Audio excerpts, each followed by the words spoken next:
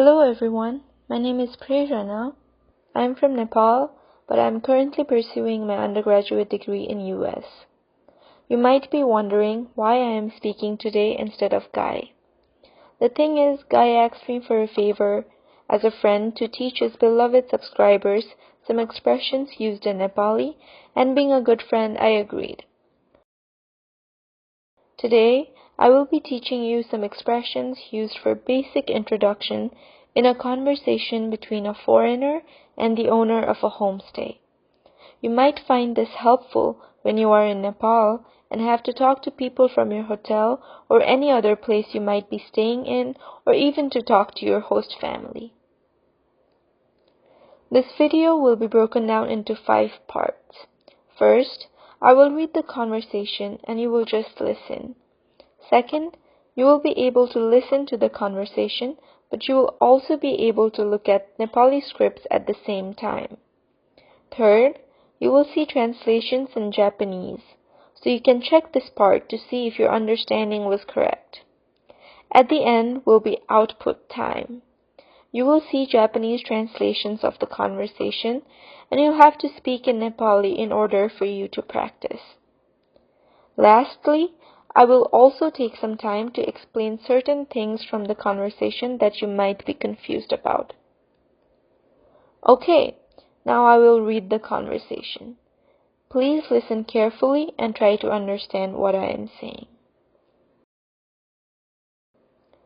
Namaste. तपाईको नाम के हो? मेरो नाम प्रेरणा हो. तपाईलाई सन्चै छ? हजुर, मलाई सन्चै छ. तपाई कहाँबाट आउनु भएको? म जापानबाट आएको हुँ. तपाईलाई भोक लाग्यो होला, खाना पस्काइदिऊ? ए, हुन्छ, धन्यवाद. तपाईले मासु खानुहुन्छ? म मासु खान्दिन, म शाकाहारी हुँ. त्यसो भए अन्डा नि? हजुर, म अन्डा चाहिँ खान्छु. त्यसो भए खाऊ त. खाना कस्तो लाग्यो त हजुरलाई? खाना पिरो छ तर धेरै मिठो छ.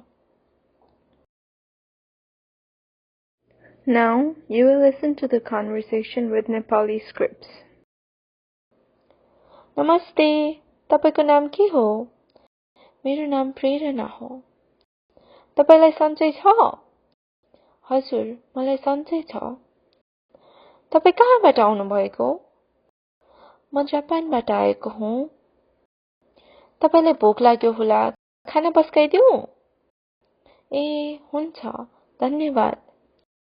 तपाईले मासु खानुहुन्छ? म मासु खान्दिन, म शाकाहारी हुँ. त्यसो भए अन्डा नि? हजुर, म अन्डा चाहिँ खान्छु. त्यसो भए खाऊ त. खाना कस्तो लाग्यो त हजुरलाई? खाना पिरो छ तर धेरै मिठो छ. And now, you will listen to the conversation with Japanese subtitles. नमस्ते, तपाईको नाम के हो? मेरो नाम प्रेरणा हो. तपाईलाई सन्चै छ? हजुर, मलाई सन्चै छ. तपाई कहाँबाट आउनु भएको? म जापानबाट आएको हुँ. तपाईलाई भोक लाग्यो होला, खाना पस्काइदिऊ? ए, हुन्छ, धन्यवाद. तपाईले मासु खानुहुन्छ? म मासु खान्दिन, म शाकाहारी हुँ. त्यसो भए अन्डा नि? हजुर, म अन्डा चाहिँ खान्छु. त्यसो भए खाऊ त. खाना कस्तो लाग्यो त हजुरलाई? खाना पिरो छ तर धेरै मिठो छ. I would now like to clarify some things for additional information.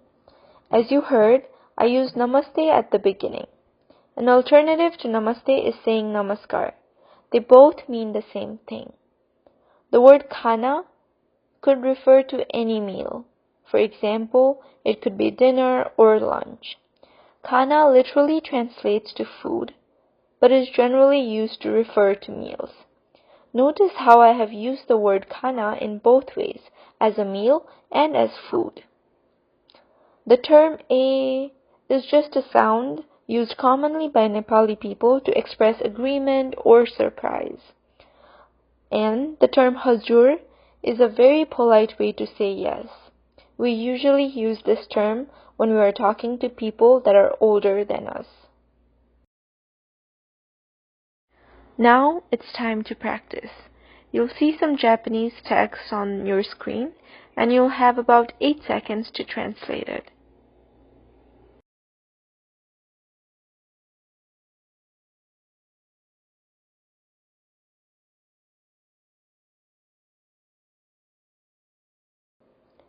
Namaste. तपाईको नाम के हो?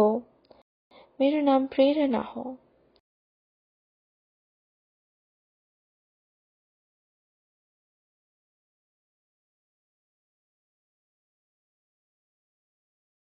तपाईलाई सन्चै छ? हजुर, मलाई सन्चै छ.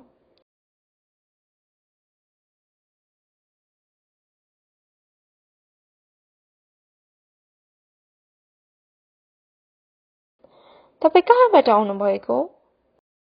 म जापानबाट आएको हुँ.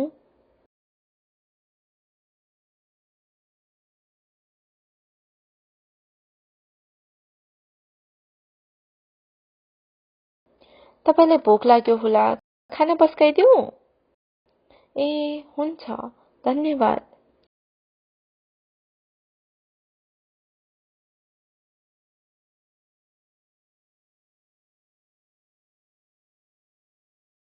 तपाईले मासु खानुहुन्छ? म मासु खान्दिन, म शाकाहारी हुँ.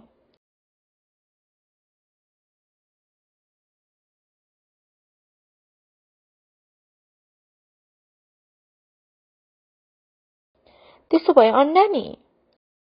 हजुर, म अन्डा चाहिँ खान्छु.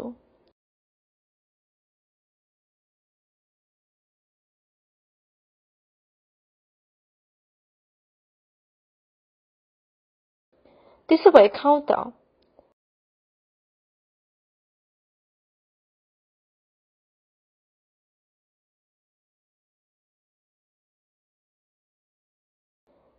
खाना कस्तो लाग्यो त हजुरलाई? खाना पिरो छ तर धेरै मिठो छ.